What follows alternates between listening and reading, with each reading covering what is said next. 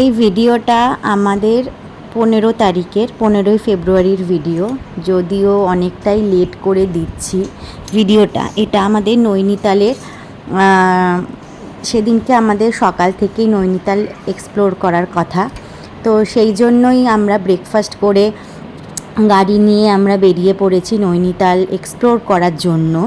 তো প্রথমে আমরা গেছিলাম ম্যালে, যেহেতু ওখান থেকেই সমস্ত এদিক ওদিক ঘোরার জায়গা আছে।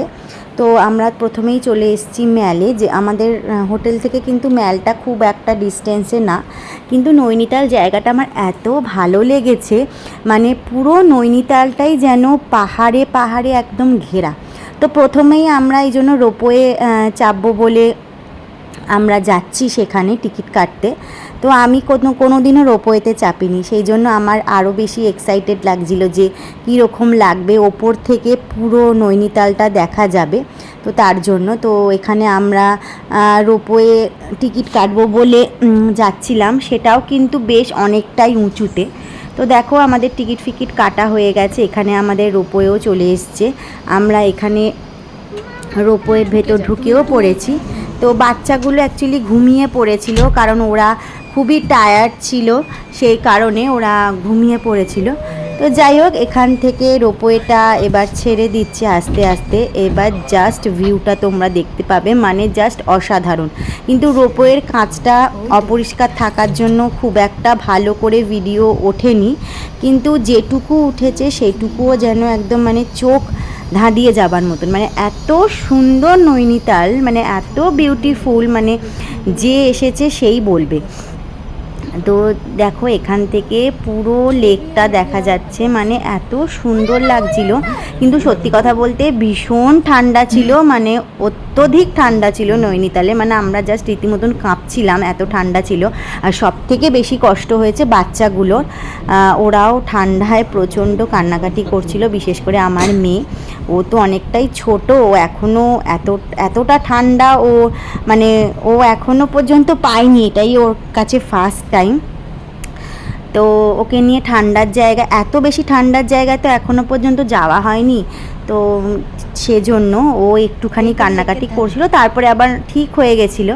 কিন্তু যাই হোক ওইটুকু সময় আর কি। তো এখান থেকে দেখো জাস্ট লেকটা কি অসাধারণ লাগছিল, আর দুদিকে পাহাড়, মাঝখান দিয়ে লেকটা চলে গেছে।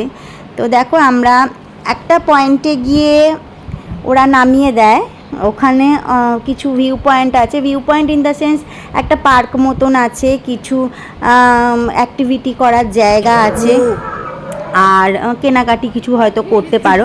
তো 1 ঘন্টার সময়, 1 ঘন্টার মধ্যে তোমরা এসব করতে পারো, করে আবার তোমাকে ওখান থেকে ব্যাক করতে হবে, যেখান থেকে আমরা রোপওয়েতে উঠেছিলাম সেখানে 1 ঘন্টা তোমার হাতে সময়। তো তার মধ্যে দেখো আমরা এখানে একটা ডাইনোসর পার্ক ছিল, সেখানেও আমরা ঢুকেছিলাম দেখার জন্য। তো আমার মেয়ে ততক্ষণে উঠে পড়েছিল, ও কিন্তু বেশ মজা পেয়েছে এই সব জিনিসগুলো দেখে। তো এরপর আমরা চলে গেছিলাম অ্যাক্টিভিটি জোনে, যেখানে দীপ একটা অ্যাক্টিভিটি করেছে। দীপ কিন্তু এখানে এসে একটা অ্যাক্টিভিটি করেও নিয়েছে, গো কাটিং। ও এসব তো ভীষণ ভালো লাগে, তাই জন্য করেছে, বেশ ভালোই করেছে কিন্তু। আর এছাড়াও অনেক রকমেরই অ্যাক্টিভিটিস ছিল, কিন্তু আমরা কোনোটাই করিনি। আমি তো খুবই ভয় পাই এসব জিনিসে, সেই জন্য আমি আরও বেশি করেই করতে পারিনি। আর দীপনদা, সোমাশ্রীরাও কিছুই করেনি। আর তাছাড়াও আমাদের সময়ও শেষ হয়ে আসছিল, আর ওয়েদারটা এতটাই বাজে হয়ে গেছিলো যে যখন তখনই বৃষ্টি চলে আসতো। আর তার মাঝখানে আমার মহারানীও উঠে পড়েছেন, উনিও একটু এখানে অ্যাক্টিভিটিস করে নিয়েছেন। আর তারপর আমরা চলে গেছি সোজা লাঞ্চের জন্য। আমরা একটা ক্যাফেতে গেছিলাম, নৈনিতালে কিন্তু খুব সুন্দর সুন্দর ক্যাফে রেস্টুরেন্ট আছে। তো দেখো এটা হচ্ছে ক্যাফের বাইরেটা, ভীষণ সুন্দর সাজানো গোছানো ছিল। আর সব থেকে বেশি যেটা আমার ভালো লেগেছে সেটা হচ্ছে এদের সিটিং অ্যারেঞ্জমেন্টটা ভীষণ সুন্দর, একদম অন্য রকম। আর আমি আর দীপ যেহেতু একটু কন্টিনেন্টাল বেশি পছন্দ করি, তো সেই জন্য আমরা একটুখানি ক্যাফে খুঁজি আর কি। তো সেই কারণেই যাওয়া। আর দীপন দ্বারা অর্ডার করেছিল চাইনিজ। তো প্রথমে আমরা অর্ডার করেছিলাম স্যুপ, যেটা আমরা 4 জনেই খেয়েছি, কারণ প্রচণ্ড ঠান্ডা ছিল নৈনিতালে, স্যুপটা না হলেই নয়।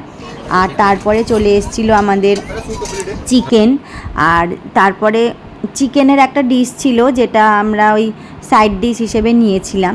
আর আমাদের তারপরে চলে এসেছিলো yummy pasta, white sauce pasta, যেটা খেতে খুবই টেস্টি ছিল।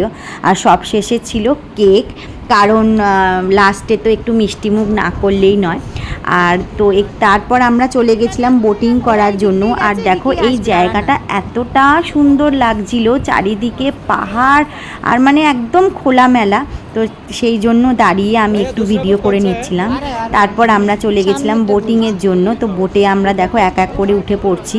তো চারিদিকটা দেখো জাস্ট এই রকম লাগছিল দেখতে, মানে অসাধারণ, চোখ জুড়িয়ে যাওয়ার মতন। দুদিকে পাহাড় আর মাঝখান দিয়ে চলে গেছে লেকটা। কিন্তু ওয়েদারটা কিন্তু খুবই খারাপ ছিল, মানে একদমই রোদ ছিল না, সেই জন্য আরও বেশি করে ঠান্ডা লাগছিল, মানে খুবই ঠান্ডা লাগছিল আমাদের সেদিনকে। কিন্তু বেশ ভালো লাগছিল, মানে ঘুরে ঘুরে এদিক ওদিক দেখতে কিন্তু প্রচণ্ড ভালো লাগছিল। মানে দুদিকে পাহাড় আর মাঝখান দিয়ে লেকটা গেছে, মানে জাস্ট চোখ ধাঁধিয়ে যাওয়ার মতন। সত্যি নৈনিতাল জায়গাটা এতটা সুন্দর, মানে এতটা সুন্দর যে বলে বোঝাতে পারবো না। তো যাই হোক, এরপর আমরা তাড়াতাড়ি করেই বোটিংটা কমপ্লিট করে নিয়েছিলাম, কারণ যখন তখন বৃষ্টি চলে আসতে পারে সেই জন্য। আর যেহেতু বাচ্চাগুলো ছিল, আর চিনির একটু বেশি করেই ঠান্ডা লাগছিল, কারণ ও তো অনেকটাই ছোট, আমাদেরই ঠান্ডা লাগছে আর ওর তো লাগবেই।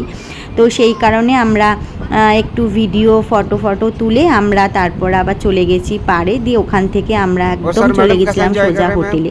তো ভিডিওটা কেমন লাগলো অবশ্যই তোমরা কমেন্ট করে জানিও। আর আজকের মতন ভিডিওটা এখানেই শেষ করছি।